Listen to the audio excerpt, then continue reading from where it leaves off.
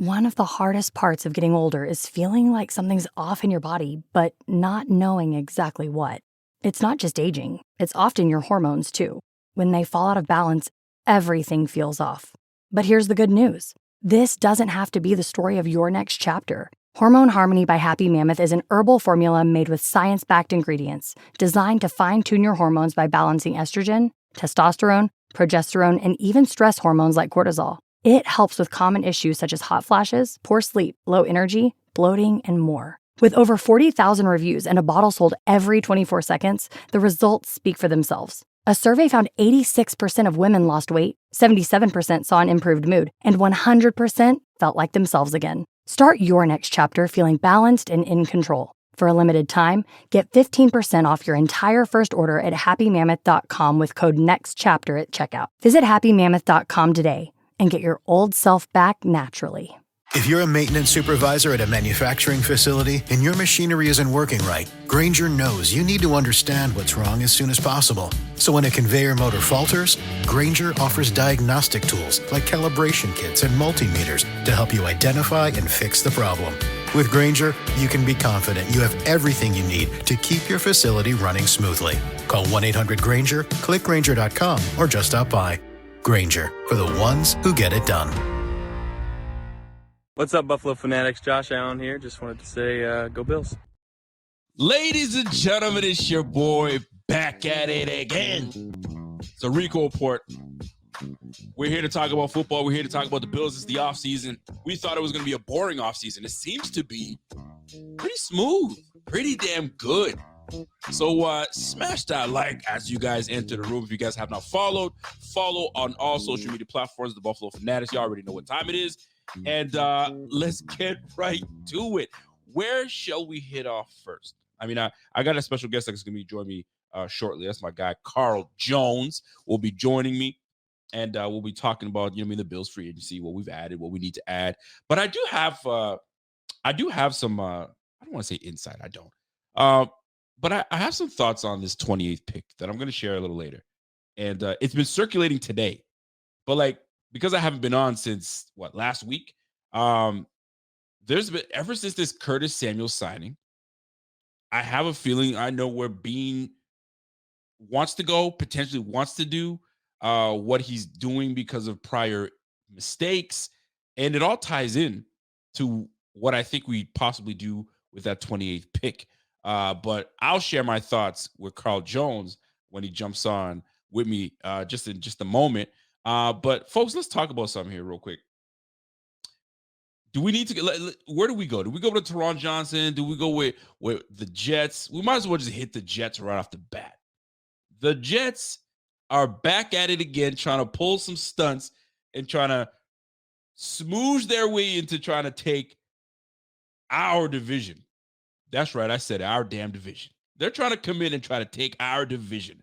So these Jets, I don't know who these Jets think they are. But they're trying to look like the new look Jets, right? Aaron Rodgers at quarterback, Breece Hall, my guy, Breece Hall at RB, Garrett Wilson. And now they signed Mike Williams. Mike Williams, the former Charger.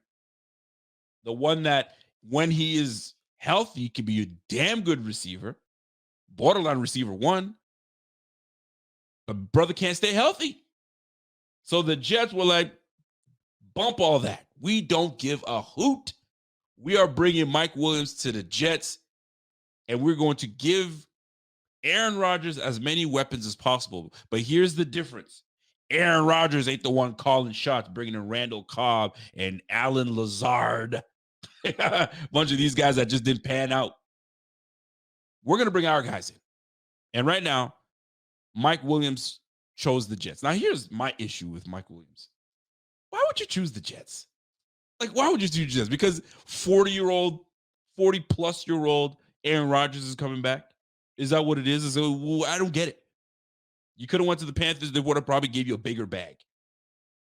You got a young quarterback out there. Maybe they could work some things around.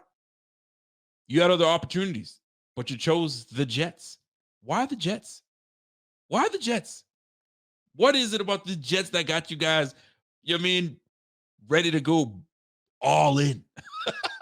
I mean, that was Jerry Jones's deal. He was supposed to go all in. I don't know what Jerry Jones is up to. But I'm going to tell you one thing.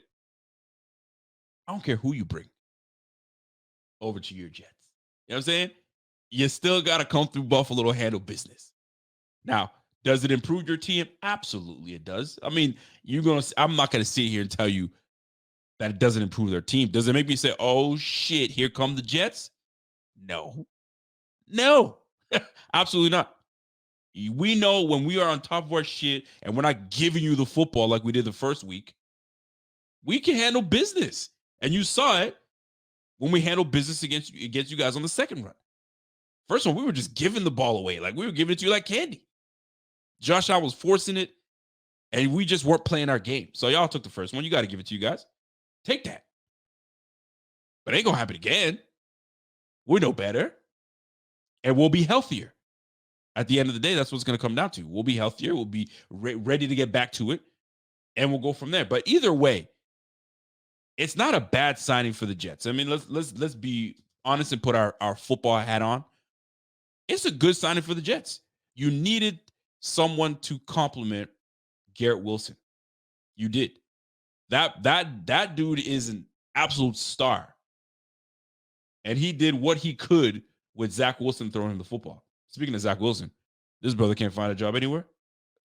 They pretty much told him, like, yo, we ain't trying to mess with you, so we're going to try to find a trade partner for you. They can't find a trade partner for this guy. So they might have no choice but to keep him. They might have no choice but to keep Zach Wilson on the Jets, unless they just outright release him. We'll see how that plays out. Did they release him? I don't even know. I don't pay attention to Jets that much. I'm sure he's still on the roster. I think they're looking to figure some things out. So Mike Williams coming back off of what? Did he tear his ACL? What was it? His ACL that he tore? He did something. He did a nasty injury. So whether he comes back 100%, who knows? How he comes back, who knows? You got a 40-year-old coming off of an ACL. How he comes back, who knows? He was talking about, oh, maybe he could come back. Maybe if the Jets push a little something, maybe he come back. You might see him at the end of the season. That's the same thing Vaughn was saying. Remember when he tore his ACL? Maybe not so bad. You guys might see me in the playoffs. They cut his ass off. Did he return to the Von Miller that we know him to be? Not quite. We're hoping that he turns into the Von Miller that we would love him to be this year, but he's 2 years older. So what do you do with that? It's tough. But nonetheless, folks, the AFC has to run through the Chiefs because, I mean, they want it back-to-back. But don't sleep on this AFC East being a tough division. It's a tough division. The Miami Dolphins, although lost a lot of pieces, you know they're going to retooling. They're going to be retooling. They got Tyreek. They got themselves a run game. They got Devin A-Chain. You know what I'm saying? They got themselves some receivers. They got Waddle. So it's not like they're going to fall off completely. And the Jets, I mean, they got something to prove. They absolutely have something to prove. So they went balls to the wall and said, you know what, let me bring Mike Williams in and let's try to, stay relevant enough. And I know Jets fans are rejoicing right now. I'm sure they're sitting here going, all right, bet we on this now. But let's not get it twisted, folks. You got a quarterback that's coming off of a big time injury. Will he be the same? We'll soon find out. I'm actually curious to see how Jets fans are taking on this news. Because this would be quite interesting. Because I'm sure they're losing their mind saying, oh shit, we got ourselves a championship team now. Let's pump the brakes a little bit. Let's pump the brakes, Jets fans. Let's just let this all play out. let's let this all play out. Because we've all been there where we thought we had some and it didn't work out. It didn't quite work out the way we wanted to.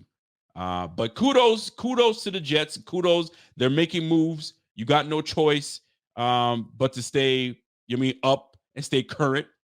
And looking at the projected roster, it's not a bad looking roster.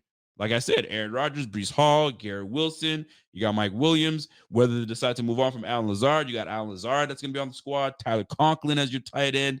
Now, what they've done, which has very much impressed me and a lot of NFL pundits out there,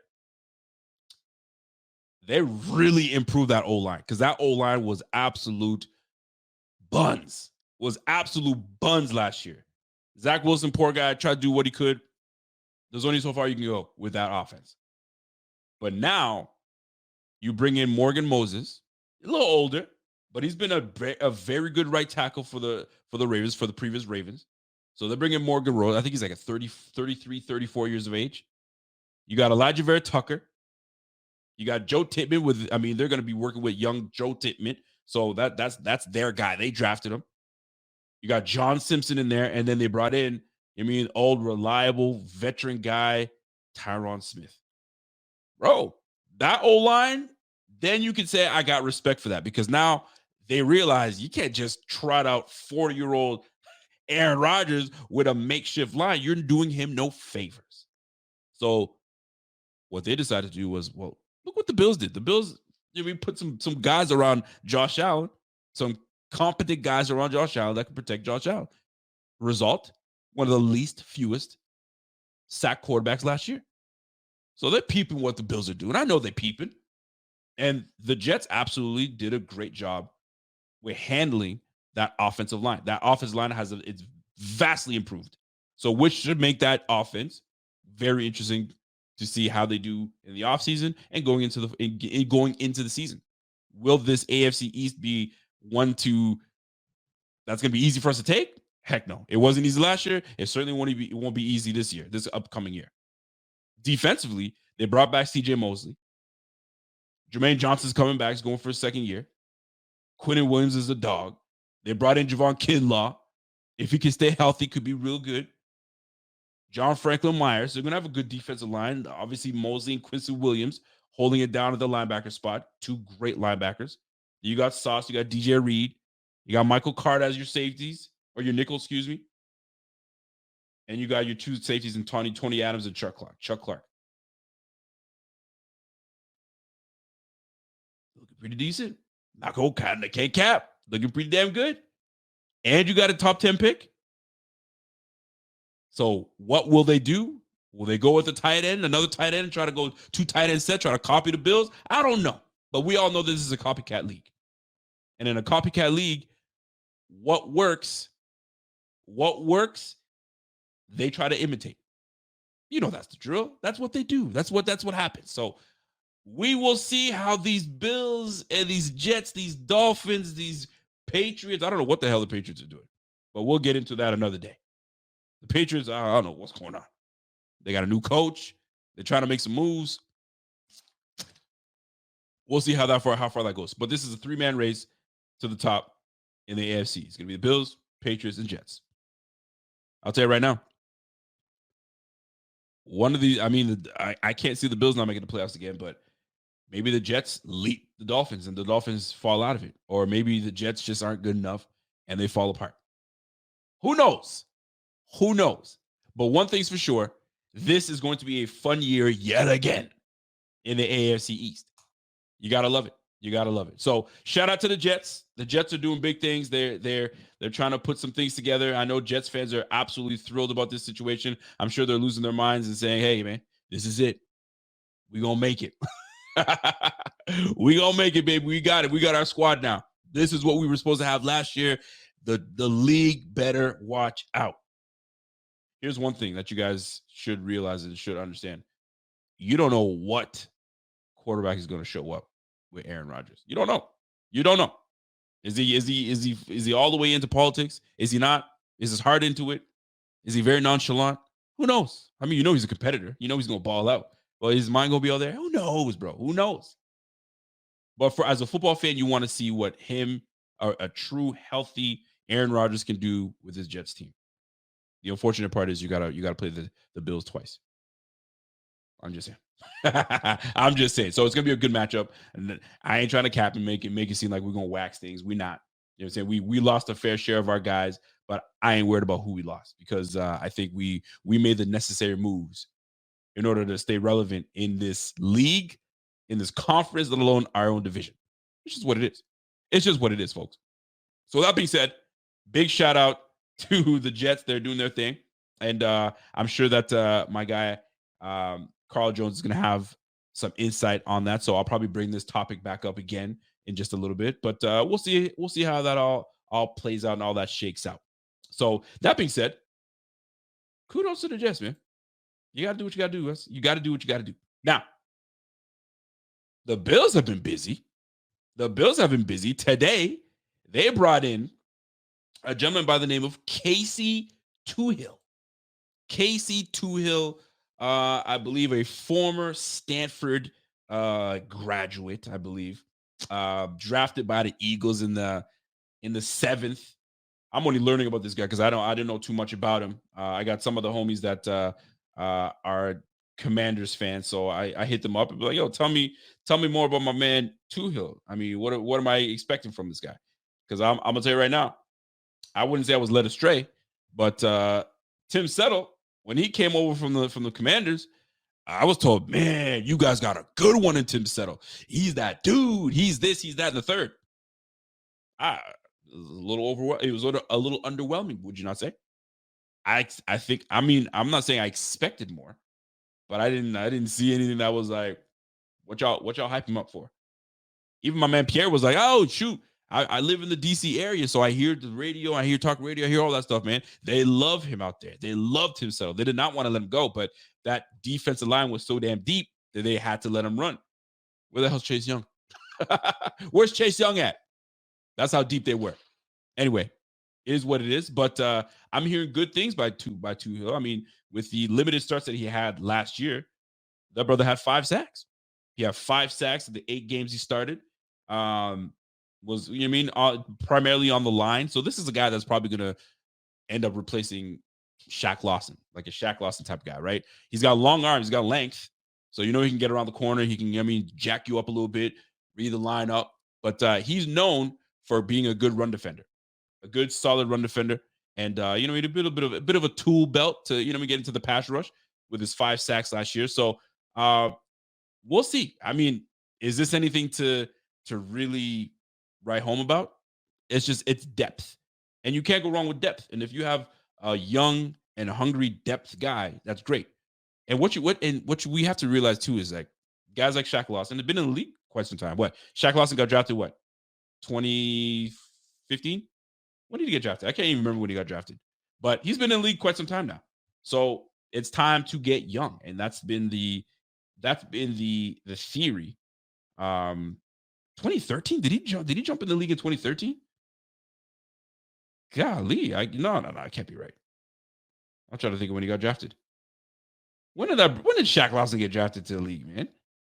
Because I remember it was when our guy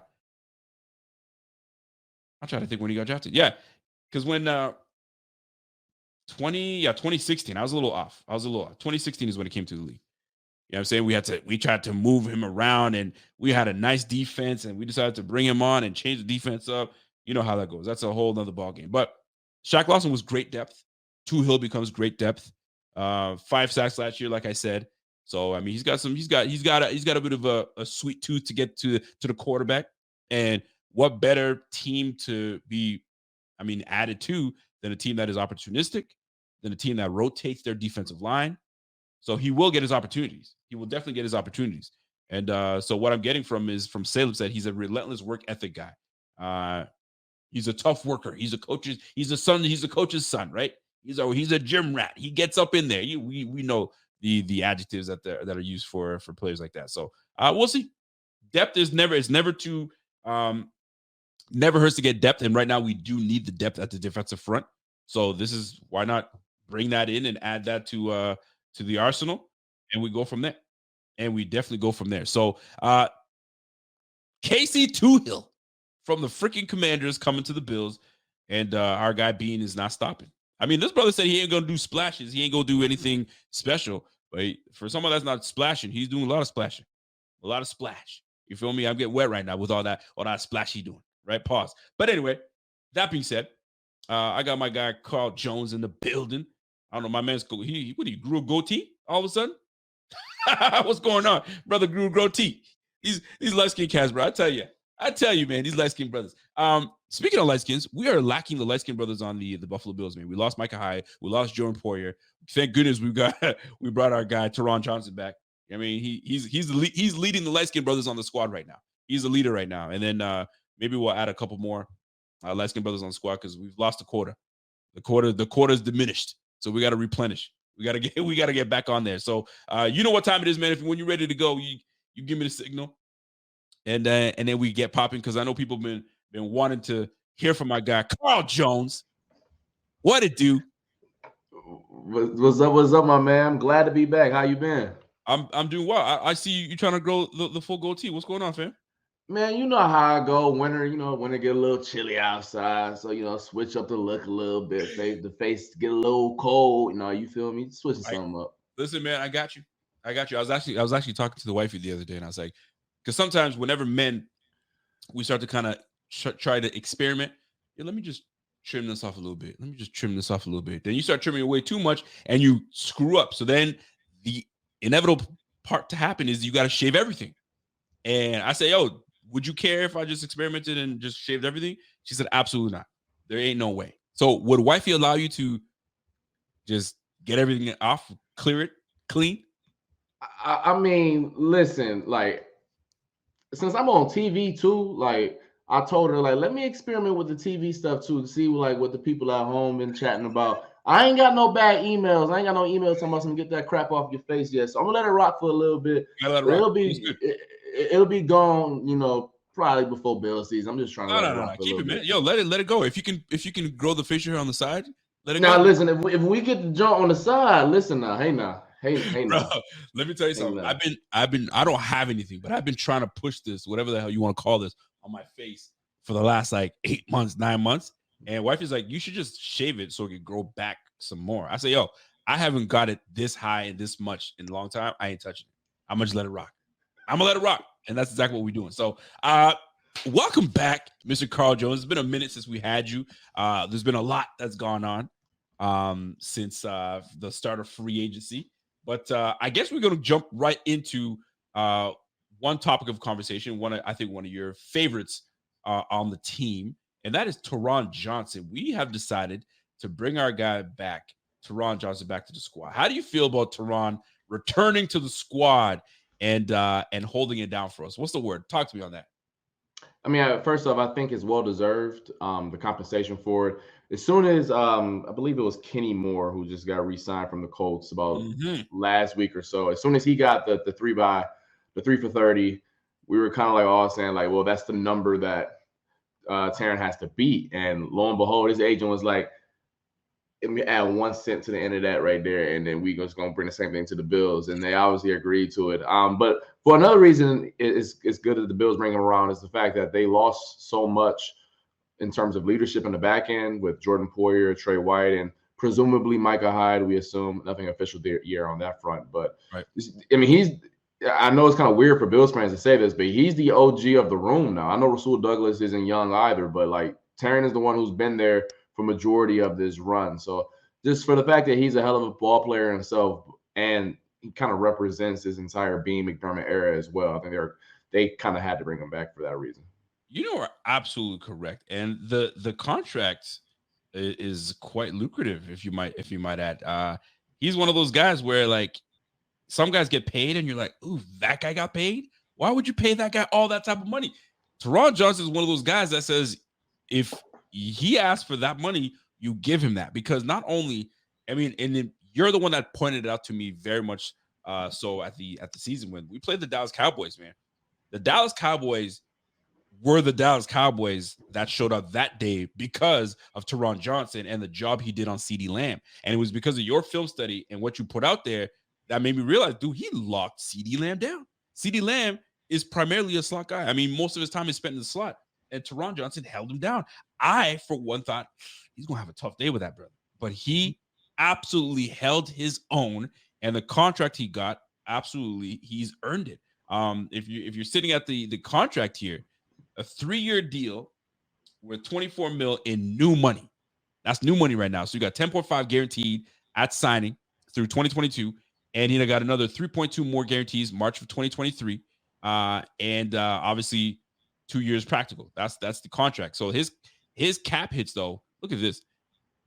For right now at 10.1, steal. We'll take that. So that, you know, the money's going to hit a little later after, real hard. But that's not bad. That is not bad at all. Now, if you look at Curtis Samuel, we're going to talk about that just a little bit. But Taron Johnson coming through, love what he's done. Statistically, what he's done with his team as well. I mean, been in the game since 2018. The brothers played 88 games. He's got 4 interceptions. He's got one pick six. That was a big time pick six against the Baltimore Ravens. This guy is just a dude. You can play him in the pass. You can play him, obviously, defending the pass, defending the run, blitzing. He is a pivotal piece to this freaking team. So big shout out to Taron Johnson. Would you say he's the most valuable piece? And are you sticking to it? Valuable piece on this defense? Valuable in the sense that they can't run what they want to run if he's not on the field. If when he's not healthy, in previous iterations, you had Cam Lewis, who isn't a bad player by any means, but he's obviously not an all-pro. And because majority of the teams, that position is the extra linebacker. Like Taron is a linebacker that's on the field, but he's capable enough of fitting the run, which he did in that Cowboys game, but then also going outside and holding his own in pass coverage as well. So in terms of that, I mean, you know, I'm going to be pro DB, pro defensive back every day of the week. But in all seriousness, the nickel corner, which doesn't get all the love yet, is so pivotal to most defenses out there. Of course it is, man. Like, listen, this game is all about who can play in the slot and who can do work in the slot, and you better have someone that can play that position. I mean, I saw somebody say, "Hey, man, you could throw him on the wide and have him as a boundary corner." I was like, "No, just keep him where he's at, in the middle. That's where he lives. That's what he's made his money from. Do not move that brother. Leave him where he's at. Don't try to change things up all of a sudden." So big shout out to my man Taron Johnson. He's earned every penny. Kenny Moore was the winner for a day or two, and then my man says, "No, let me beat that." And how petty of them to say, you know what, just give me $1 million more. Just $1 million more. It felt like my man Zach Vaughn mentioned it. It's like Price is Right. You know what I'm saying? Let me do $1, Bob. And sometimes that be the one that wins it. And that's exactly what did the job for Taron Johnson. So big shout out to Taron Johnson. Very much deserving of it. And I'm looking forward to a big time year from Taron. So let's get into the offensive side of the ball. Curtis freaking Samuel. Your thoughts on Curtis Samuel signing? Are you impressed by it? Are you big on it? Is it something that stands where you're like, I'm not impressed? Because I got a lot of people talk about how great they feel about this signing. I have not spoken on Curtis Samuel deal yet, so this is gonna be the first time I share my opinion. But let me get your opinion on Curtis Samuel signing. He's a good player. I mean, he went to Ohio State, and I've told you about this before. I'm from Ohio, so obviously I'm in my heart, I'm an Ohio State guy. So I saw him for a while. He came in as a running back. It kind of shows when you watch him play a little bit. He has that running back background to him. He adds some versatility to the team. He's explosive. He's really more of a yak guy. I know people see the 4.31 speed and it's like, oh, deep threat. Nah, not necessarily. He's more of a guy who you get him the ball and let him rock in that way, not necessarily 40 or 50 yards down the field. But I think it's a good signing. Though I think it prevents the Bills from going receiver in the draft. No, I don't, because I don't think he's a wide receiver 2, or I don't think at this point he'll develop into one. But he's a good player. He's obviously rocked with Joe Brady in the past, where he's had his best year as a pro back in 2020. So I think he's a good player. And I think the first thing that came to mind, though, is just a fit, right? Where him, Khalil Shakir, Dawson Knox, Dalton Kincaid kind of all occupy the intermediate part of the field. So it's up to Joe Brady to kind of figure out how that works. You know, I thought we were transitioning more to 12 personnel, but then you add another guy who's primarily in the slot. So it's going to be interesting, but I mean, it's not impossible. I mean, the 49ers literally have like 5 players who all literally play in the same point in the field, and their coach makes it work. Now, granted, Kyle Shanahan is a genius, so I'm not going to compare Joe Brady to that, but there are ways to figure out offensive players and making them work. I was impressed that they were able to do that. Do I think he's a wide receiver 2? No, but I mean, I want to make this abundantly clear, because this is something that I think a lot of people have talked about this entire cycle. In terms of the Bills getting a wide receiver 2, you don't get wide receiver 2s in free agencies. Good wide receivers, or great wide receivers for that matter, don't hit the market. You only get those guys by draft or via trade. Like, if you were to go through the last 15 years and say, man, who is the best receiver to hit the market? We're talking about Christian Kirk, a washed up DeAndre Hopkins. Oh, damn. You going there, huh? Not washed, but, a DeAndre Hopkins You went there. a DeAndre Hopkins who's not at his peak, right? So Bills fans, considering the market and considering what's available in free agency in terms of receivers, you're not going to get much better than Curtis Samuel anyways for the price tag that you guys can afford. So I thought it was a good signing for sure. So I'm going to put you on the spot with what you just said. I hope you're ready to defend your spot. You put the shoulders up. So he's like, bring it on. You said not a whole lot of top-notch receivers make it to free agency. And I totally agree. You don't let your bona fide receivers hit free agency. You bring them back home where they belong. So what say you on Gabe Davis leaving? I don't think he was ever really a reliable wide receiver too. I think he was miscast as that. I think Gabe Davis is a good receiver. I think he was a good receiver. And I know Bills fans are unsatisfied, whatever the word you want to use with Gabe Davis. He was a 4th round pick who exceeded expectations, but he was miscast as the second fiddle to the Stephon Diggs. I think both things can be true at the same time. He's a good receiver. I don't think the Bills would have paid him what the Jags did, but that's not the Bills' problems anymore. That's right. So that's kind of how I felt about the whole Gabe Davis thing. You know what? And I like that miscast, and I think a lot of that had to do with that phenomenal game. And I hate to keep bringing that up, but it's just what people remember. And I remember asking a couple streams ago, other than the Kansas City game, was there one game where you're like, that was the Gabe Davis game?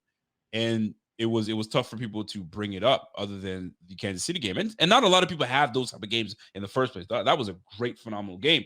But like, I think that's what cemented him or made people believe, okay, receiver 2, we got it.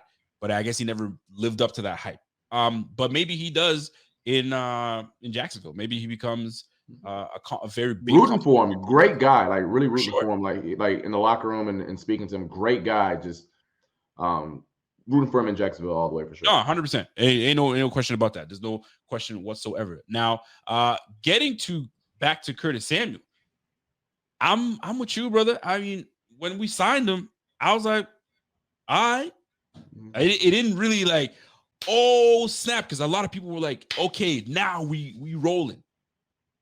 I mean, listen, I'm all for a guy that does yak. We've been looking for this yak receiver since Cole Beasley left. We tried it with Jamison Crowder. I thought Jamison Crowder was going to be that guy until he couldn't stay healthy, and then we never really got a chance to see Jamison Crowder do his thing. Isaiah McKenzie was supposed to be that transition guy, and he just didn't turn out to be the guy that we anticipated that he'd turn into. We saw some moments, but it was never consistent enough for us to say that's our guy. We found our slot receiver, so obviously we moved on from our guy Isaiah McKenzie. So we've been looking for that guy. We bring in Deontay Hardy. We're thinking, okay, maybe Deontay Hardy's going to be that guy. Not even close to being the guy that we thought he potentially be. Could it be Jamison Crowder? Not Jamison Crowder. Could it be Khalil Shakir that we finally found our guy because he seems to be footing the bill? And then we bring in Curtis Samuel. So then I'm like, I bet we bring in Curtis Samuel. So we're trying to, I guess, fill our team with the needy guys that we have. Whether they decide to, move him outside, move him inside, where everybody's interchangeable. Who knows how Joe Brady is going to have that mixed up? But what I do love is that he's familiar with Joe Brady. He's a Brooklyn guy, so I like that. He's gritty, so he's going to get in there. I don't know if you heard that accent right off the bat. When I heard him talking, I was like, bruh, that was one word he said. I was like, man, he's from New York. This got to be. I'm looking it up. I was like, straight up Brooklyn. Anyway, that being said, though, gritty, he will do. I think he'll fit in very well in Buffalo. My challenge is we've had all those guys I named in order for and they could be very good yak guys, but I'm not even bashing. I'm not even throwing shade. But like Josh has always had he could just never just let somebody just run underneath that football and just go. It's always on the ball on you, and there's really not much room for you to maneuver and move. And I remember just a couple years ago, he says, I have to do better on letting my guys make the plays. I have to get the ball in their hands so they can, do the rack and the yak and all that stuff. And a couple years ago, and it still has been the same thing. So What's going to change? Maybe the dynamic receiver that we have in Curtis Samuel does it. Am I wowed by it? No. I'm happy to have him on the squad? Yes, because it obviously improves our receiving room. But I'm looking for another receiver. And I'm sure Brandon Beane is going to be hitting that. So which brings me to my next point. Let's talk on the contract too, because the contract was actually, I wouldn't call it team friendly, but it didn't break the bank. It's essentially a 2-year deal for Mr. Curtis Samuel. Where's my contract? I had it up just a moment ago. So yeah, it's not a bad little contract. 3 years, $24 million. That's the total contract. 13.1 guaranteed at the signing. Another 1.9 locks him into February. 2 years, pretty much a 2-year deal. $8 million, which is decent. $8 million a year. I'll take it. And his cap hit, look at that cap hit of 3.98 and then 9.7. And then, you ain't going to see that third year. We know that. It ain't going to happen. So, but big shout out to Curtis Samuel. Now, here's where this whole conversation comes in. This is where I need your help, because you were having this conversation earlier today. Mock drafts are being put out there.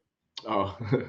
But you having that conversation today, though, because I haven't had a chance to stream for a little bit. So I'm looking at this 28 spot, and obviously the Curtis Samuel signing gives me the impression that I'm not trying to put myself, this Brandon Beane, I'm not trying to put myself in the position I was in when I forced myself into a hole to draft Kaiir Elam. I didn't have a backup situation where I signed someone, to kind of, hold it down. I pretty much put my all eggs in a basket on drafting a corner in the first round. And when he drafted his corner, whether he reached, whether that's the guy he wanted, or that was the last guy that was on this big board, so he says, they drafted Kaiir Elam. If you look at what Kaiir Elam has done so far, he's had some good moments, but everyone's looking at it like, yo, this could be a big-time bust. I hate to even use that word to associate it with him, because there's so much left in the tank with this dude. He's so young. He still got it, but he just hasn't put it together. So Brandon Beane noticed, I ain't trying to make that mistake again. So I'm going to get myself a receiver in free agency. I can kind of chill a little bit. I don't have to go out and really pin my ears back and try to get myself a receiver. So, which brings me to this point here. Do we need a receiver at 28? Knowing that we got Stephon Diggs, we now have Curtis Samuel. We love Khalil Shakir, so everybody says, right? We're about to find out how much they do love him if we don't draft one. We're losing it. Whoa. Didn't we love Khalil Shakir? Are we okay with him? All right. Diggs, Samuel, Shakir. If we had to go into the season with that, it's not the end of the world. We can still work it. We still got a franchise quarterback, and we got Dalton Kincaid, so we're nice. But do we need a receiver at 28? What say you? I don't think you need one at 28. I think they should go one at 28, but do I think that the draft is a failure if they don't go wide receiver at 28? No. And I spoke about it earlier, like you just said, and I'll say it for everyone here on the stream. So this is a historic class in terms of wide receivers. Like, I know every year, because of what's going on at the youth level and the grassroots with these kids playing 7-on-7 at like 5 years old and how good they are.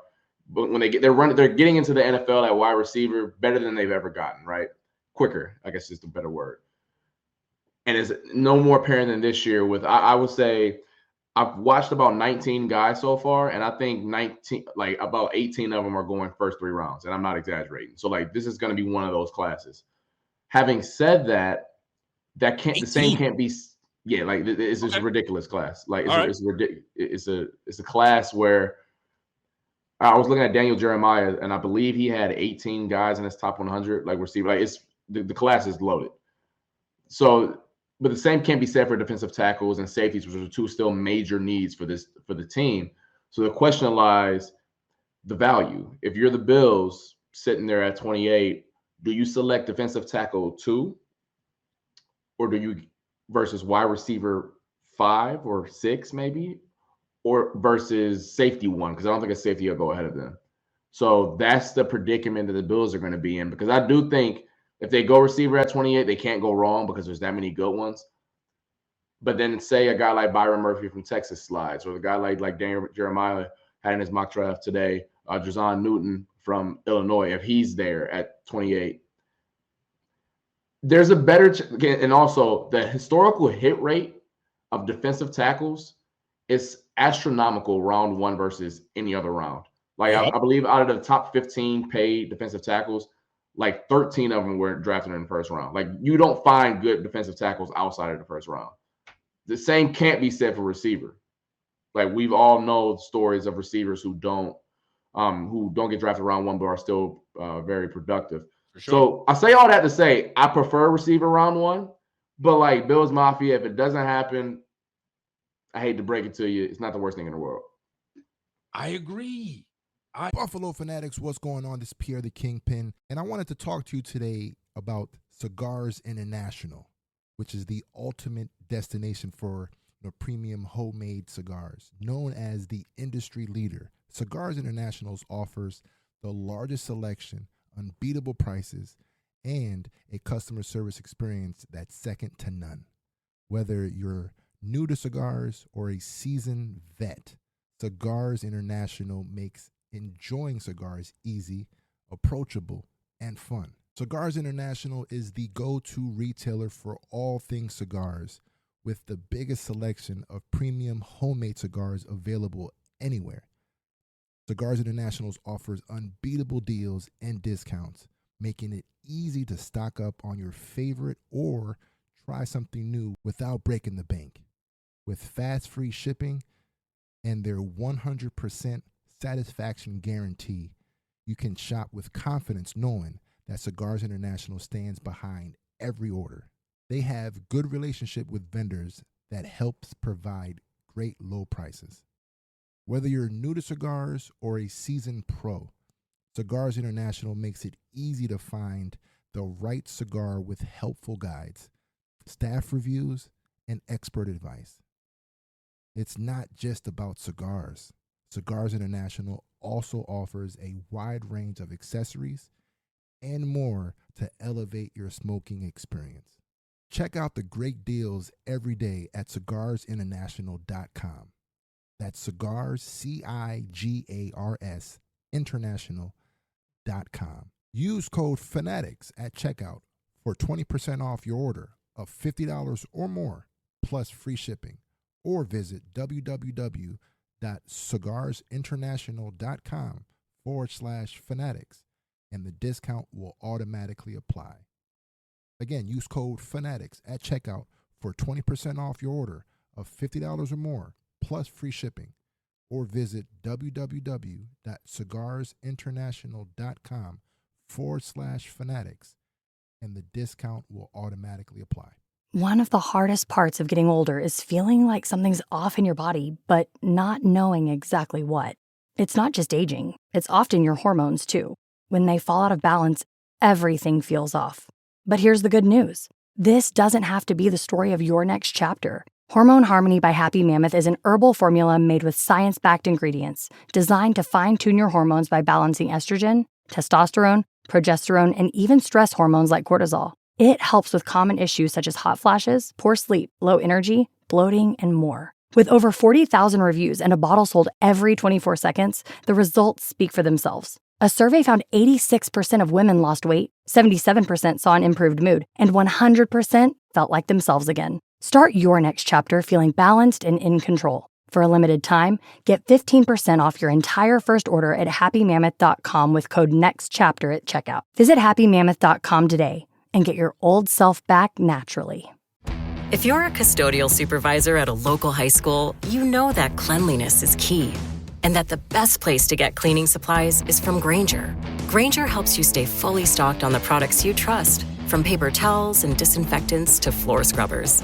Plus, you can rely on Grainger for easy reordering, so you never run out of what you need. Call 1-800-GRAINGER, click Grainger.com, or just stop by. Grainger, for the ones who get it done. I absolutely agree. And if I can get, listen, Devontae Adams is one of the best if not the best receiver in the game. Second round, right? Stevie Johnson, my favorite Bill of all time. 7th round. Stephon Diggs, the bona fide number 1 receiver that you're looking at right now on this squad right now. 5th round. Fam, we don't necessarily have to grab one of these cats in the first. get yourself a guy. Now, this is where I always defer to the draft guy himself. Whether it's a DT, I don't know if I'm all in on DT. I don't know. I mean, unless that Devontae Sweat, I believe, if he falls, I don't know if he even gets to us. If he's there, I am mad at it. All right, I am mad at it. However, if a safety's there and we need a safety, we need a safety. If you're not happy with what we have, we brought in Julian Blackman. I mean, we're looking into who's the other safety we're bringing in. It's eluding me right Edwards. now. Mike Edwards. Right, we're potentially trying to look at talking to Mike Edwards. He might have the edge, right? So, to me, go with something that it's a for sure we can get you on the field and go from there. Here's another thing I look into as well. Typically, you want to jump into the round one receiver because you're ready to replace your number one receiver. I don't see Stephon Diggs using the word replace anytime soon. He's got at least 2 years of elite play left under him. So you don't necessarily have to go and get a number one bona fide receiver. You just need to get a nice compliment to him. He can still get work and get busy. And if anybody says different, kick rocks. 3 straight years of 100 receptions. He gets his targets. He's that nice. Let's not forget that, okay, he didn't have the greatest postseason. We all know that. But when it's time to get busy, that guy gets busy. So to go and grab a top-notch receiver right off the bat, I don't necessarily think we need to. Maybe even trade out of it. There's going to be some talent. Like Leggett could be easily gotten at that position. Now, if you're ready to trade up and get the big top dogs, we're not going to get in range to grab him. We're not. We're going to have to give up way too much to get in range. And for what? You already have a bona fide number one type star receiver. You don't need to. You can chill. So then the question now becomes, where's Buffalo's biggest need? And the need is at the back end, at safety position.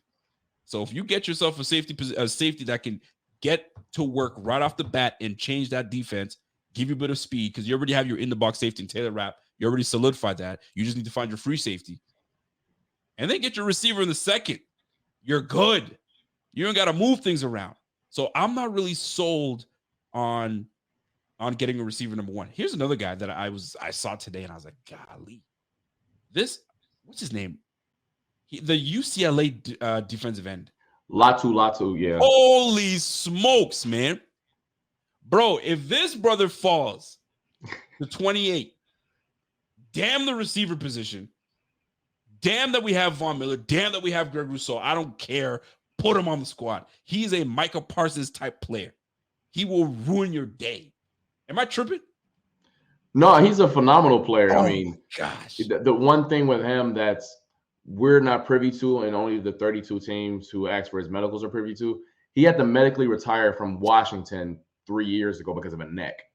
And he's back now, obviously, and then there's no issues to this point. We don't know what those medicals have looked like. He's been fine ever since he got to UCLA, and he's obviously been productive, a hell of a ball player. Anytime you watch Caleb Williams play, for like the casual fans, like, hey, let me go watch Caleb Williams, and they're playing against UCLA, Latu causing hell for that boy. He was going away. So I like him too. This class is exciting, and I know the receivers are the sexy glamour position. And look, I feel you. Like, I'm having a lot of fun watching these receivers this year. But these other positions, these other players can ball too. These players can ball, man. I'm just saying, like, we need, in order for us, I mean, listen, just look at what the Jets are doing right now. They're loading up on their offensive side of the ball. They're loading up. I mean, that was going to happen. So it's cool. So you need enough firepower on that defensive front to make things happen. I know people are sick and tired of seeing this Bills team draft defense. Let's go defense. I mean, since McDermott has been coach, I think out of the draft, all 7 drafts that he's been part of, I think the 2 drafts where we drafted an offensive player, Dalton Kincaid and Josh Allen being the 2, if I remember correctly, it's been defense the rest of the way. So I don't see the trend changing. Really, there's really no need. You don't need a quarterback. You don't really need a receiver. You don't need a tight end. Your offensive line is straight. You're not going to draft an offensive lineman. What you need? Defense. You got to. I mean, it's not a popular, like you said, it's not sexy. It ain't popular. But to me, I'm looking at that 28 spot. You don't need to jump on to the receiver. And who's going to be available at 28 that you're really like, that's the guy? Don't pull a Kyer Elam when you just because he's in the first round, you just grab him. When you could really get some talented guys in the second round if you just wait and chill. So whether one guy falls to you, we'll see. But that's just the way I'm looking at it. What's up, Dame? What's happening, bro? I got my man Damon's in the building right now. He goes, yo, Bills need to keep building the offense. We have tried to stack the D, and it's not working. Go offense all day. Brother, go offense all day. Want to grab a receiver 28? What if he's just not that dude? Like, what if Beane really likes Mitchell? That's the guy I want, but I can't trade up to get him. I got no choice. Oh, I'm gonna settle. You don't want to settle. This is not we settled for Kyer Elam. We settled. And Beane, I think, has set himself up to the point where Curtis Samuel gives me time to really think about this. I don't have to make a rash decision and grab a receiver off the bat. I can think. I can take my time. Do I need a receiver or no? Oh, okay. The way the board is falling, I'm good. I think I can go defensive side of the ball. I know it's not popular, and then we can pick up some good positions in the second. Maybe some guys drop. But that's my stance on the receiver position. I respect it. People are like, and I get it. People are like, dude, we go defense all the time. Let's go offense. But there's really not many places to go. We filled our need at RB. We filled our need at tight end. We filled our need in free agency with the receiver position. I just can't see it not going any. I don't think we need to go anywhere. Dame comes back and says, yo, it's not settling. We trade down. Get a Troy Franklin, Xavier Legette, or Keon Coleman in round 2, then go Fisk. I can roll with that. If we trade down, I can roll. Acquire some picks, maybe move back up in the second round. Who knows? By the way, how do you feel about Fisk? That boy was super athletic. Motor. That's the first thing you see when you notice when you watch him play. Play with his hair on fire, and that's something you can't coach. Because a lot of things with players, this is a litany of reasons why players don't end up working out in the NFL. Whether it's really for talent reasons. Like, you get to this level, you're good enough to play more often than not. Now it's whether you couldn't handle the lifestyle of being an NFL player, you weren't preparing the right way, what injuries, things of that nature. I'll tell you one reason: if Fisk fails, it will not be because he doesn't care about the game, because that boy be running. He flies to the football. He's that player on the defensive side of the ball. We're like, he's not getting no loafs. What I mean by that, he's hustling every single time he's on the field. You ain't got to worry about him not getting to the ball, baby. I love it. How you feel about Troy Franklin?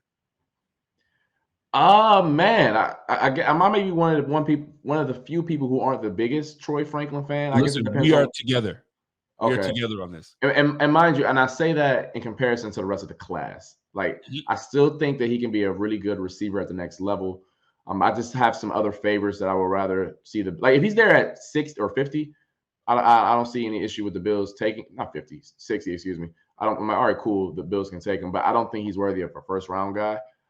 There's some other guys that I would prefer to go be there, whether it's A.D. Mitchell. I don't think Brian Thomas will be there, but if he is, go right up the card. You can even sell me on even a Keon Coleman. You can sell me on it. I wouldn't be like, man, I would do it, but you can sell me. For my money, if anyone wants to know, A.D. Mitchell would probably be the guy who I prefer that the Bills go with that 28 if they're going receiver. Really is a freak show, great player. The one thing with him, the knock is how hard does he play, things of that nature. No, A.D. Mitchell ran 4.34. You're thinking about Keon Coleman. Yeah. Keon Coleman, yeah, okay. Yeah, but I love A.D. Mitchell, love everything about it. It's just man, he be taking routes off, things of that nature. So you hope that you can coach that out of him and hope that's a college issue and not him in general as a player. I heard that too. I hope that's not the case as well. Carl Jones for president. Apparently, you're winning people over, baby. Nah, it's funny. I was a political science major in college. Hey, okay. Nah, I'm cool on that though, man. Who would be your right hand man if you my VP? Shoot, man. You want to be on the ticket? Oh, you ain't a citizen though. Dang, man. Damn. I mean, we can make some things happen. You know how. If I'm POTUS, I can make something say. If I'm POTUS, everything's willy-nilly over there, so we could probably make some things happen. You're right. We can make something say. Yeah, I got you. We'll rock together. Keon Coleman, 4'6", 140, bro. You know what scares me about this? This has Brandon Beane written all over it. Why?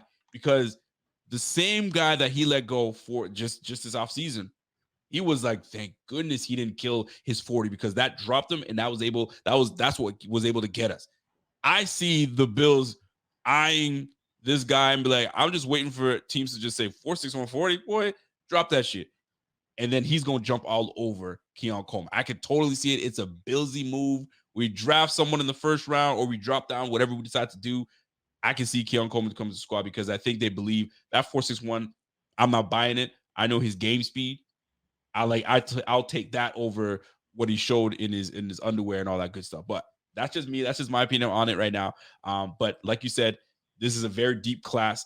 I'm almost asking, I don't know how much you know your ball and how far back you go, but some say that listen, thank you for that, by the way. Largemouth, I thought you were going to try to say me that I was Trudeau. I was like, don't you dare. Don't you dare. Anyway, some people say that the 96 NBA draft is probably the best because they had ballers in that. You know what I'm saying? Is this receivers draft class, could it compare to the 96 NBA draft? Is it that good? I'm trying to see. I mean, it's funny because I hate the term generational. I truly do because people use it so want to get rid often. of it. Man, like I'm so tired. Like I'm sick and tired of hearing he's generational. We've never seen anything like him. You're about to use Archie.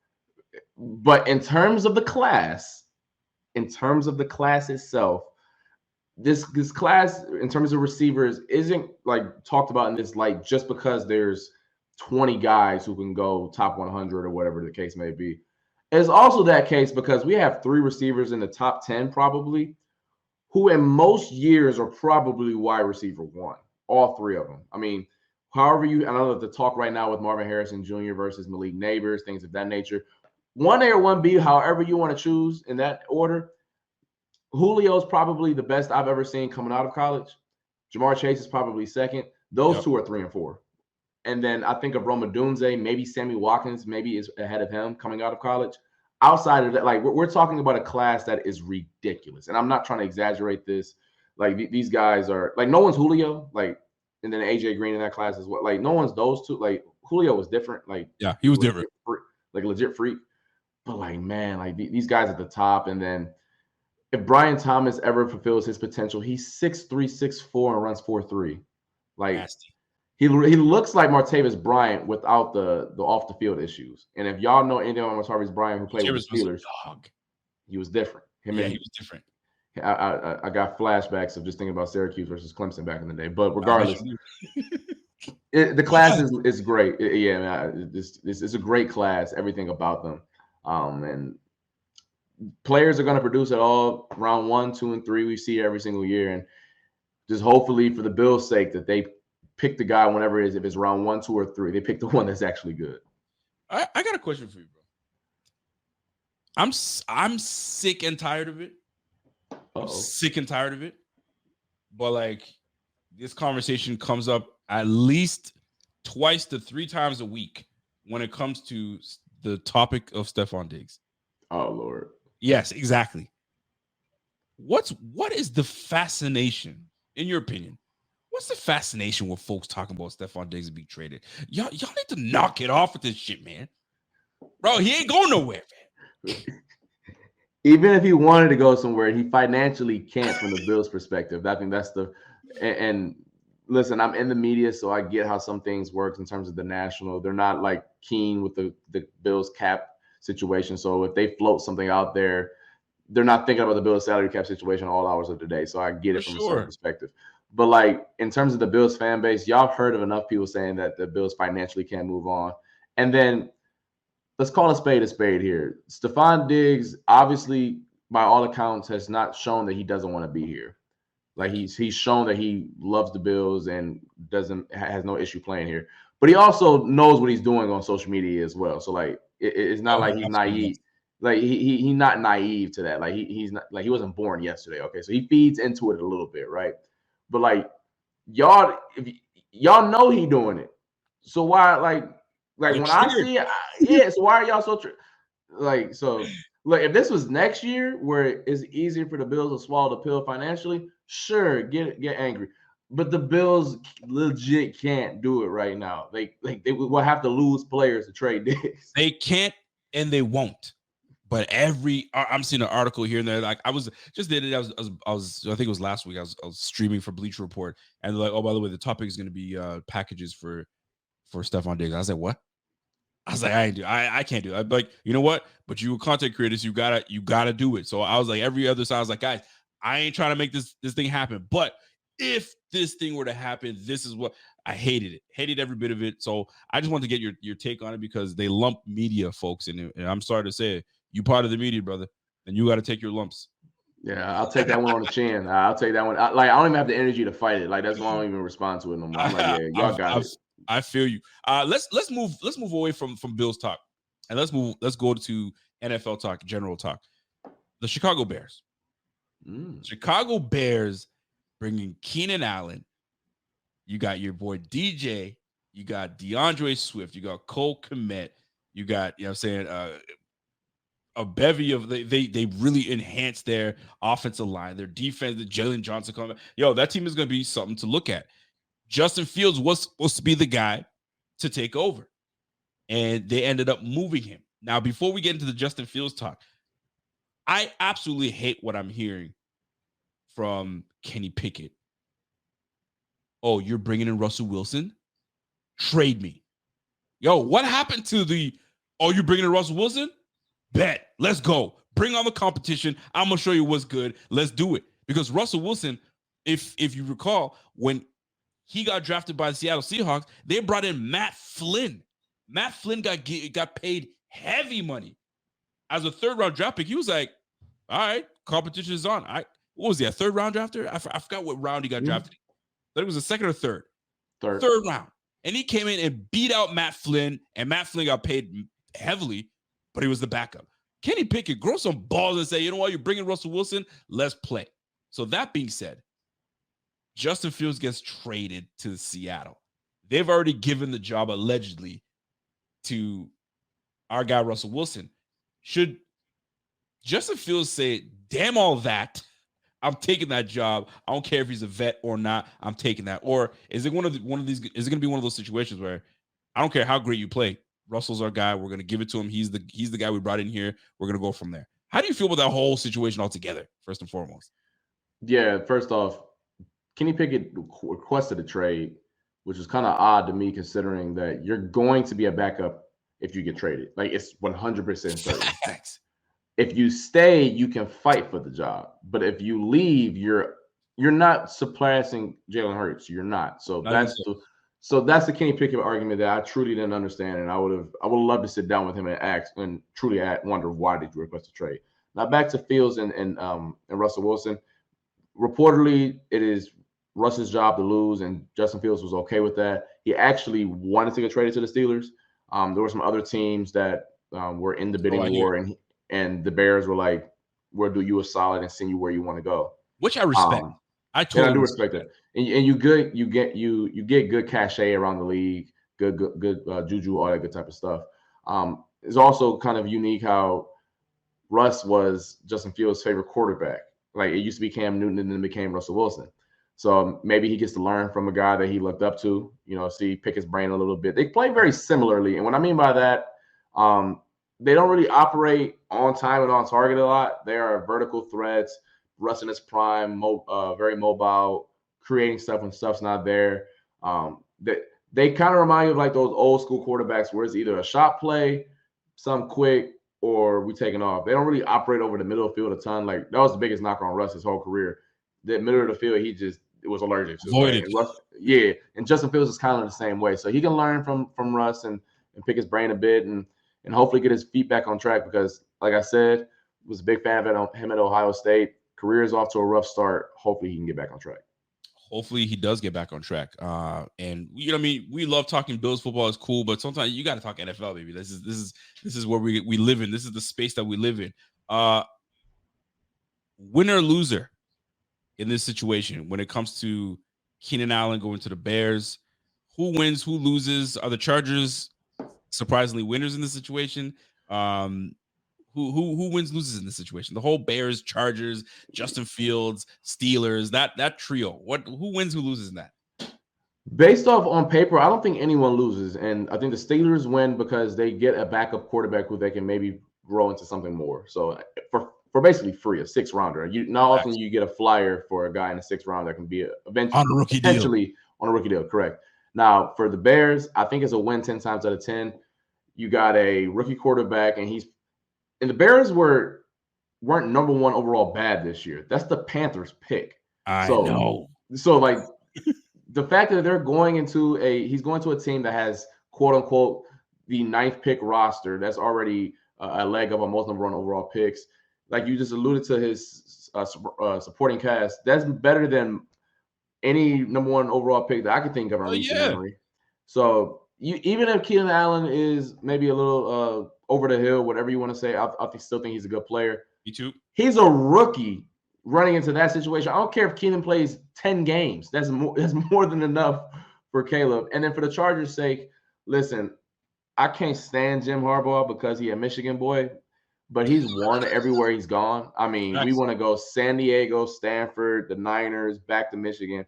He's a winner, and all of his teams look the same exact way. They run the ball, play action, and they're physical as hell up front. I think what they're going to do is mold that team in his image, and really protect Justin Herbert and make things shake over there. So they were like, you know what, Keenan, you have a $30 million cap hit. You won't be in our future plans. We'll do you a solid. And I mean, they tried to bring him back, and he was like, nah.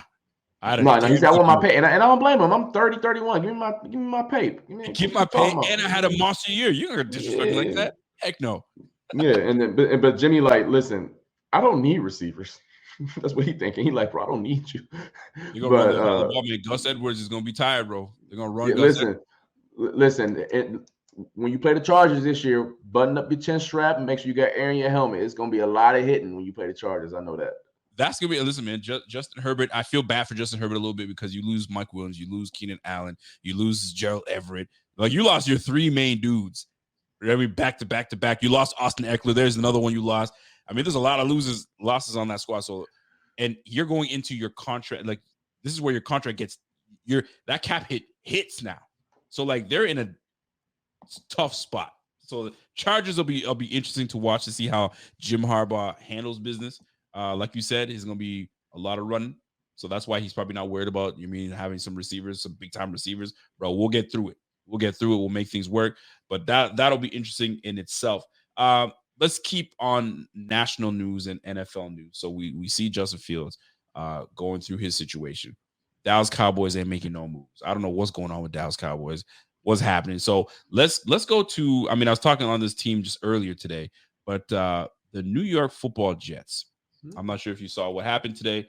I'm not gonna put the graphic up right now, but them boys they got your Aaron Rodgers coming back, Breece Hall, and now they bring in Mike Williams. Are you impressed by that decision to bring Mike Williams in? Are you like, and? Yeah, I think you listen. This Jets run is over with when Aaron goes. So go all in while he's still there. He's not going to be there 10 years. It's the opposite approach that the Bills should have in terms of the Bills should be thinking about the today and tomorrow. The Jets don't. Listen, Robert Saleh and Joe Douglas don't have a tomorrow. Like, if this fails, they're out of here. Over with. Yeah, your house is on Zillow. Like, curtains, over with. Like, so in terms of taking risks and swinging for the fences, they should. But, like, for some reason, the Jets have had issues over the past several years. They've had injury issues, and they brought in a bunch of guys who have an injury history, whether that's Mike Williams, Tyron Smith. So we'll see. Like, listen, if you told me that the Super Bowl was held in September, boy, the Jets might win it. But we'll see how long those players last. And I don't root injury for nobody. I hope they do last the whole year and are healthy. But A-Rod's coming off an Achilles. Breece Hall has injury history. Yeah, there's some injuries over there. So we'll see. But, I mean, listen, the GM, as he should be going all in and making these type of moves, and the Jets have. Brandon Beane, that's before we get out of here, man. Brandon Beane has a big job ahead of him. I think he's done a fantastic job. Not decent. I think he's done a fantastic job of having to make tough decisions on moving away from Jordan Poyer. Mike Hyde likely not coming back. I mean, very likely not coming back. You had to. This big tough decisions had to be made this offseason. Was there one that surprised you the most, or was every move that Brandon Beane made necessary, and you're not losing any sleep over the moves he made? Mitch Morse. I think that was the one that kind of took a lot of us by surprise. I mean, the Jordan Poyer one, you're like, man, do they really want to lose Hyde and Poyer in the same offseason? I wouldn't advise it, but you know what? They trust themselves and they're betting on themselves. I mean, that's the term everyone using these days, right? Betting on yourselves, and that's what they're doing. And that's what they're doing in terms of their coaching and development. So, hey, I understand that in terms of the secondary. But the Bills had a really healthy offensive line last year, a really good offensive line, and to change two positions like that, because obviously you're changing two, moving Connor McGovern to center and then moving David Edwards to left guard. That's an interesting decision, but they are betting on themselves. They are betting on Aaron Cromer to develop that room and to get it up to speed. I personally wouldn't have done it, but that's why I'm here with a mic, sitting in front of my old jerseys and helmet, and not at One Bills Drive making good money. So that was the one where I was like, man, all right, now look, if the offensive line isn't as stellar as it is this year, I know a lot of people are going to point to the fact that, well, Mitch isn't there. I'm not too like harped up on it, to be honest with you. I mean, obviously it wasn't a move that I loved. I didn't love it, but I wasn't hating it, because that was something that I'm sure that coach was already discussing a couple years ago because of Mitch Morse's concussion history. And okay, we're not sure. So I believe, if my memory serves me correct, there was a pay cut in had. When you take that pay cut, now you're subject to, hey man, we might have to let you go the next year. So he was able to kind of stay on the team and do what he's got to do. But I think it was time. We needed to get younger.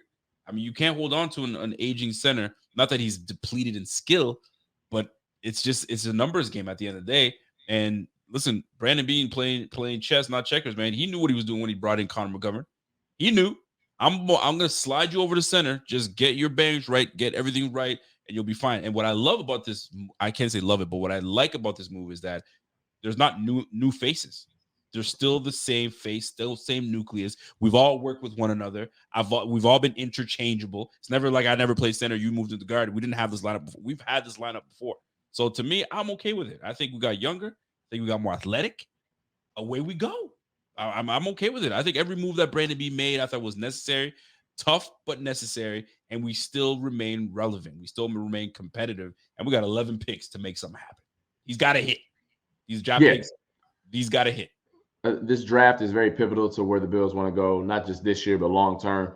And a point that I want to make in terms of the 11 picks and what Beane's going to do in terms of maneuvering those, is he going to bring all 11 on the roster? I do want to put in y'all heads a little bit about day 3 draft this year in particular compared to 10, 15 years ago.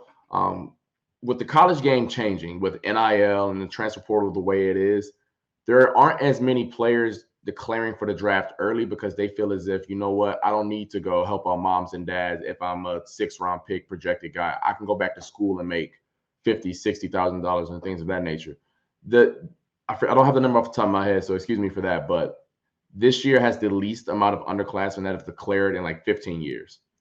So what that does is that dilutes the pile a little bit in terms of the back half of the draft, because I believe in 2019 was the peak, and then with NIL introducing these players getting paid in college, day 3 isn't as flush with talent, you assume, as it was in the past, because the quality isn't there. So I think that is something that obviously Brandon Beane and the Bills scouting department are very privy to. But it was something that I noticed when a lot of guys went back to school this year. And you're like, man, that doesn't really affect the top.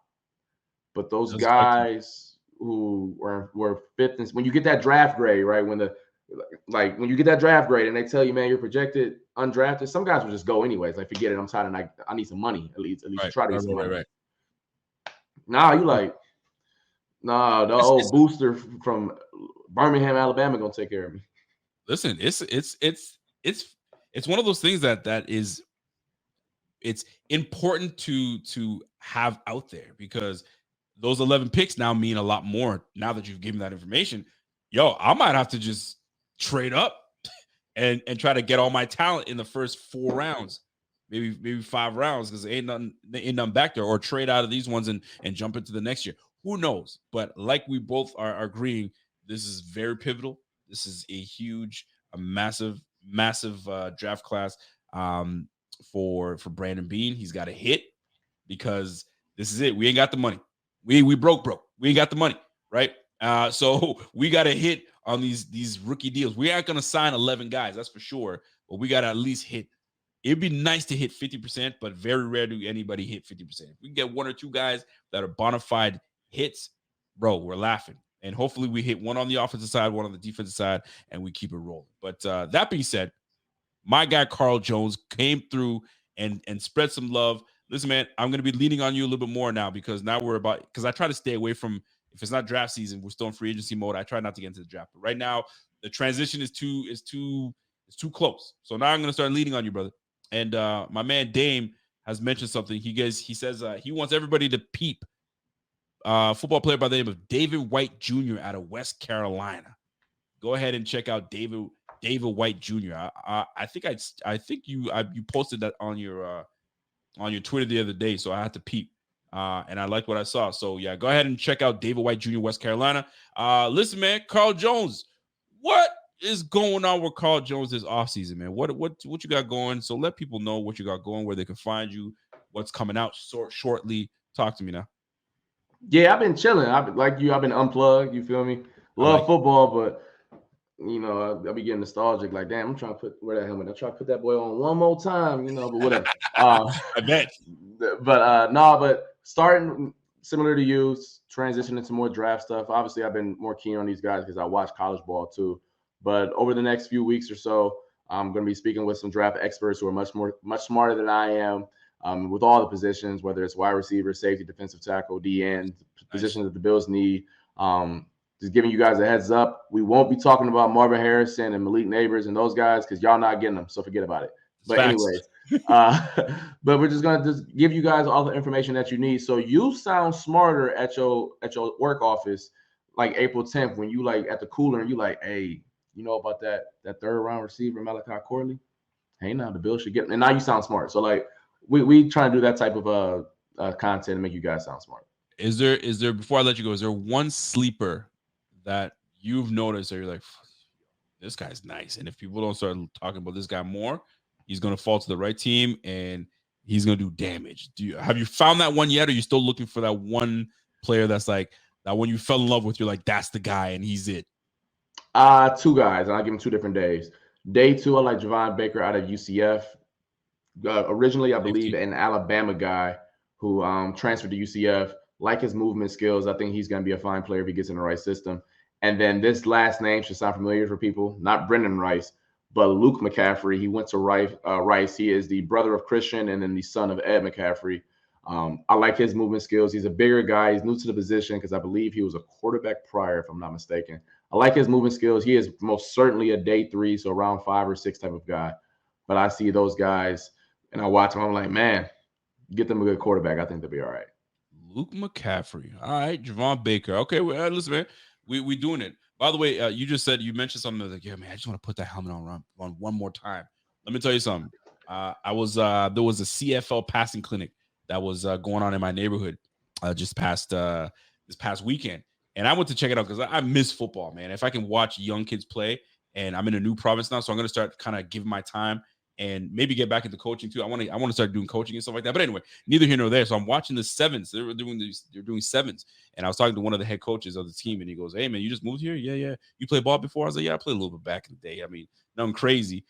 He's like, "Yo man, these young kids always looking for someone to teach them and coach up." I was like, "Yeah, man, I'd love to be interested." Then he goes, "You look like you can still play." I was like, "Bro, I haven't played in years. What are you talking about?" And he goes, "I just found out there's a men's league from 25 up. You know what I mean, to get back into it." And let me tell you something, not any part of me wanted anything to do with that. Not one bit. It was a bit of an itch, but I was like, nah, I'm good, man. I got kids. I'm too grown for this shit. I can't be doing this. It's a young man's game. Playing running back at 40 with guys that are regular ass jobs, bro. It ain't for me. But You still young in it, man. So you might have, maybe arena league, maybe jump in somewhere. Listen, if I don't get life or health insurance, I ain't playing in your league. So there you go. This is what I'm talking about. Exactly what I'm talking about. Anyway, yeah, just even thinking about it, I'm busting my hammy and everything. Man. It's just not happening. Just not happening. So, folks, I appreciate you guys coming through. My man Carl Jones and I held it down, and hopefully we start to bring you guys more draft chatter coming up. I know my man's is going to be prepared. I dropped the ball because it was a week where news was flying left, right, center, and my dumbass didn't give this brother the link he was supposed to join, and I went off on my own. So we ain't gonna make that mistake again. So we're gonna try to get Carl Jones in on some action with us, and we'll go from there, man. So Carl, we'll catch you on the flip side, man, and we'll keep in touch, brother. Be blessed. I'll see y'all soon. Yes, sir.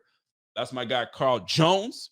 And if you guys appreciated the show, smash that like. You guys already know what it is. For my folks on Twitter, for my folks on X, salute to y'all. For folks watching on Facebook and the YouTube, go ahead and follow, smash that like, share, all that good stuff, and we'll run this back again maybe this Friday.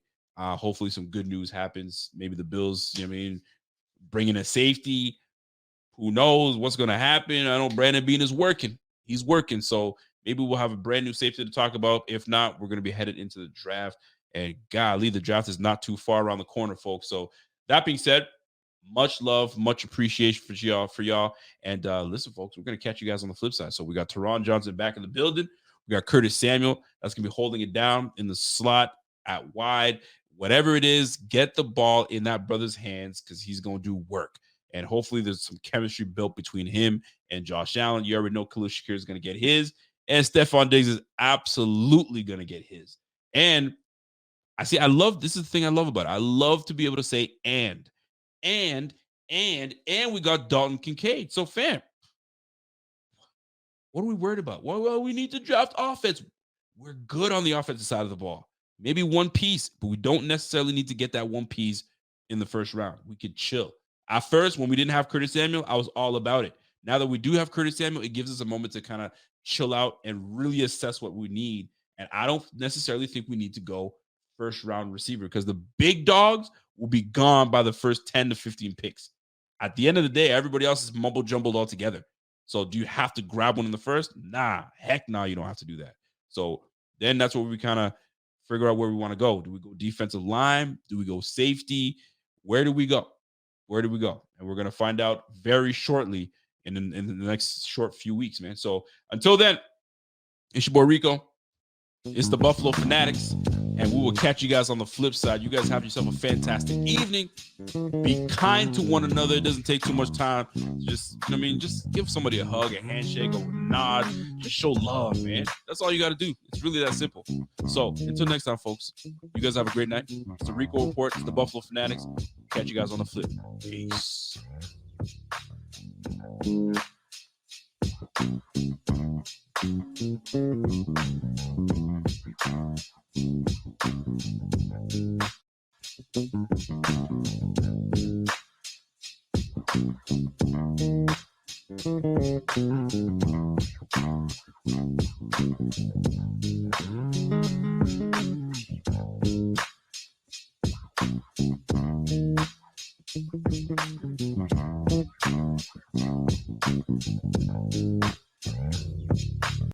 If you're a custodial supervisor at a local high school, you know that cleanliness is key, and that the best place to get cleaning supplies is from Grainger. Grainger helps you stay fully stocked on the products you trust, from paper towels and disinfectants to floor scrubbers. Plus, you can rely on Grainger for easy reordering, so you never run out of what you need. Call 1-800-GRAINGER, click Grainger.com, or just stop by. Grainger, for the ones who get it done. If you're a podcast host, listen up, this one's for you. My name is Allie Jackson. I'm the host of Finding Mr. Height, a dating and relationship podcast that I've been doing for 4 years now, sharing my positive and practical approach to dating that's built on my own life experience. And I wanted to share another experience that I've had, my secret behind monetizing my show. It's called Red Circle, and I was just telling my colleague about how much I love their platform. With Red Circle, not only am I getting a seamless hosting experience, but I also love the support I receive in ad sales. It's not just typical ad sales either. It's targeted targeted opportunities based on my show and my life. And the platform is super simple. You just set your preferences and Red Circle matches you with sponsors that align with your show. You can vet every opportunity and their platform gives you great analytics. More recently too, my Red Circle team has brought me opportunities outside of my podcast on social media to really augment the podcast partnerships, bring them full circle. I just can't recommend them enough. If you want to give it a try, go to redcircle.com to get your free trial. That's redcircle.com for a free trial.